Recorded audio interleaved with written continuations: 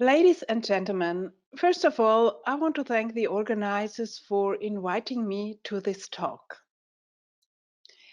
Peyronie disease, or Induratio penis plastica, is a connective tissue disorder with formation of fibrotic plaques in the penile tunica albuginea.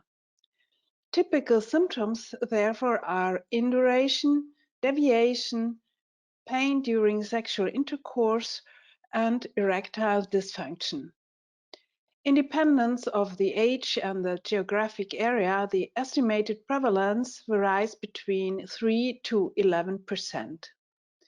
The etiology of the disease is not clear, but microtraumas of the penile tunica albuginea are assumed to initiate the fibrosis. The acute phase of Peyronie's disease can be treated by different non-surgical treatment options like drugs, enzymes, extracorporeal shockwave therapy, and what is the topic today, radiotherapy. In a late stable phase, surgical treatments are recommended. It was the aim of the study to assess the safety, the efficacy, and satisfaction of an Orthovolt X-ray therapy in Peyronie's disease. Now, for the study which took place several years ago, we used the Dermopan 2 device. And since 2017, we have the X-ray 100. You see that aluminium filters had been put here on the top of the tubes, whereas with the new X-ray 100, the aluminium filters are included. For the treatment of Peyronie disease, you need lead protection for gonads, and we have here a wooden board with lead here in the middle. Additionally, for the exact irradiation, you need a lead cutout protection, a smaller one, and we additionally use salon filter. This is a 2 millimeter plastic shield in order to protect the skin from side effects. Now, as I already told you, we used the Dermopan 2 device, and this device has 50 kilovolt photons at 25 milliamperes. The X-Strahl device has 17 milliamperes. We used a 1 millimeter aluminium filter, the tube with 4 centimeter diameter, and a focus skin distance of 15 centimeters. Our protocol is a protocol, yes, established for decades in dermatology units, and we use a total dose of 32 gray with 2 fractions per week, each 4 gray with an 8 weeks interval. We also use this protocol for morbus diphtheria and morbus lederhosen. Now, the study was a retrospective questionnaire analysis of 234 patients with Peyronie's disease who underwent the radiation therapy between 1999 and 2008. And the questionnaire included questions about family history, comorbidities, disease characteristics, treatments, effects and side effects, as well as satisfaction. Now, only 1/3 of the patients sent back the questionnaire. And here you see with the yellow bars the age distribution of all the patients, and here with the blue bars, the one who took place in the study and sent us back the questionnaires. And here the mean follow-up time was over 4 years with a range between 8 to 98 months. 1/3 of the patients had a coincidence with other benign fibroproliferative disorders, mainly Dupuytren disease. And as expected, the most common clinical symptoms were deviation, plaque induration, and pain during an erection. Now here are the overall results after the therapy in these 83 patients. About half of the patients reported on a regression of symptoms after therapy, and only 1% reported on recurrence of symptoms. About 1/3 of the patients had a positive impact on the sexual life after the therapy, and I think this is a very good result. Almost 80% reported on improvement and no progression of the Peyronie's disease. And the effect was more pronounced in younger patients under the age of 61 years.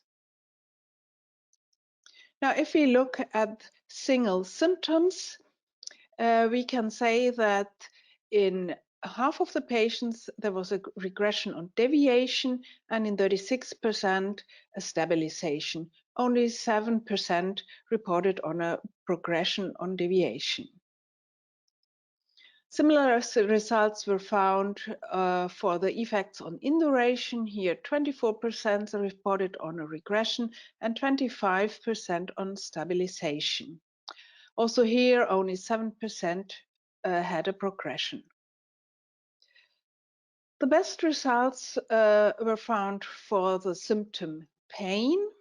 And of course, not all patients had pain before the therapy, but 70%, over 70% of the patients having pain before had a relief. In 11% we had a stabilization, and only in 1% a progression. And here you see really the good results with regard to the symptom pain. As already mentioned, about 1/3 mentioned a positive effect on the sexual life. About half said there was no effect, and we have no data for 11%. Now, what about the side effects? We had in 40% an erythema and in 10% a dryness of the treated area as acute side effects. And if you look at the chronic side effects, we found in 12% angiectasia and skin atrophy in 10%. And what about the satisfaction of the patients with the therapy? Here you see a visual analog scale from dissatisfaction to very satisfaction. And on average, there was a score of 6.2 points with a median of 7 points. So more patients were satisfied than dissatisfied. And I think the dissatisfaction is due to the problem that the induration and the deviation was not improved in all patients. Now, if we compare our results here in the last row with the literature dating back to the 70s, we see that the improvement of the pain was in most cases around 70 and up to 85%. The improvement of deviation and induration was not so good, and you see less effects. To conclude, we can say radiotherapy is a safe therapy and an effective therapy. We have no progression in almost 80% and a regression in almost half of the patients, and most patients were satisfied. I want to also mention the DECRO guidelines for the radiotherapy of this disease.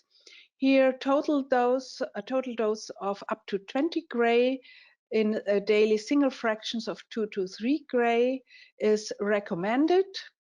We had a little bit higher doses, but altogether we can say the application of radiotherapy in Peyronie's disease is possible and particularly effective in early stages of the disease.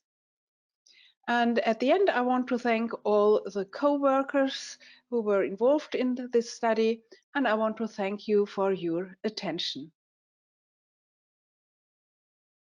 Thank you, Dr. Eberlein. We'd like to open up the Q&A now for your presentation. Yes.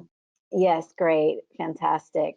The first question for you, Dr. Eberlein, is there a study comparing different radiation protocols? So as far as I know, and I looked through the literature, I did not found any comparative studies.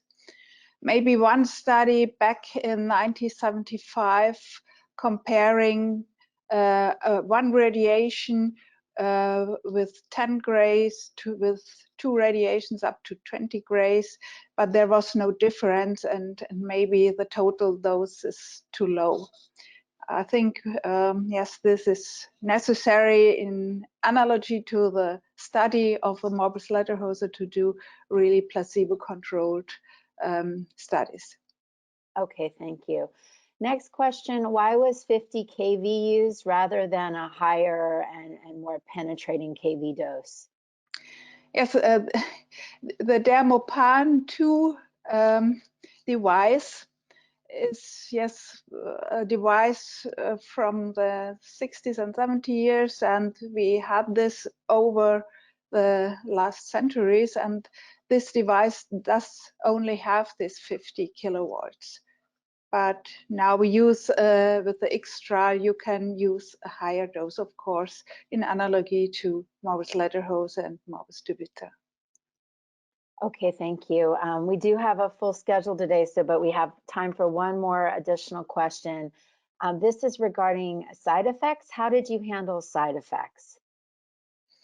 Okay, of course, the patients can put on some steroid creams if the erythema is very prominent, but usually yes, normal ointments are recommended.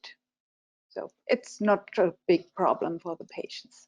Okay, this is a follow-up that I will ask you because it is specific to the erythema. Do you recommend a 20 gray dose to decrease the erythema associated with the higher 32 gray dose? Yes, that's also possible, yes. Okay, great. Okay, thank you so much.